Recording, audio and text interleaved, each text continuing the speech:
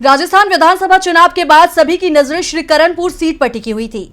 25 नवंबर को राजस्थान की 200 में से 199 सीटों पर वोटिंग हो गई थी, लेकिन श्रीकरणपुर सीट से कांग्रेस के उम्मीदवार की जान चले जाने के चलते यहां चुनाव टाल दिया गया था, जिस वजह से यहां पर 5 जनवरी को मतदान हुआ और आज काउंटिंग के बाद जब परिणाम घोषित हुए तो बीजेपी के पैरों के नीचे से जमीन खिसक गई। राजस्थान विधानसभा चुनाव में बीजेपी को करारा झटका लगा है। राज्य के सीएम भजनलाल शर्मा अपने पहले ही टेस्ट में फेल हो गए हैं।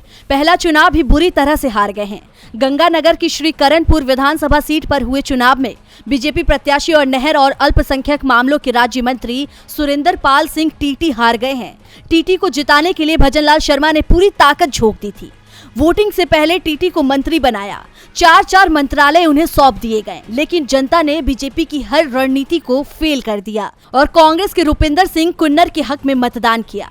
कुन्नर ने बीजेपी उम्मीदवार और भजनलाल सरकार में मंत्री सुरेंद्र सिंह टीटी को 11,261 वोटों से हरा दिया। कुन्नर को 94,761 और टीटी को 83,500 वोट मिले।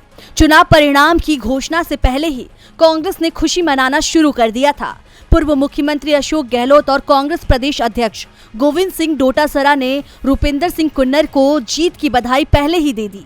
दूसरी ओर राजस्थान बीजेपी अध्यक्ष सीपी जोशी ने कहा कि हार के कारणों की समीक्षा करेंगे। वैसे टीटी की हार को राज्य की पूर्व सीएम वसुंधरा राजे सिंधिया को किनारे किए जाने से जोड़कर देखा जा रहा है।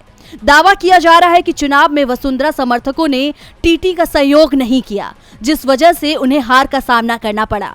तो दूसरी ओर भजनलाल सरकार पर भी आरोप लग रहे हैं कि चुनाव जीतने के बाद भी जिस तरह से सरकार ने अपने वादे पूरे नहीं किए, उससे जनता में नाराजगी थी, जो श्रीकरणपुर के चुनाव में दिखाई दी। डीवी लाइव की रिपोर्ट।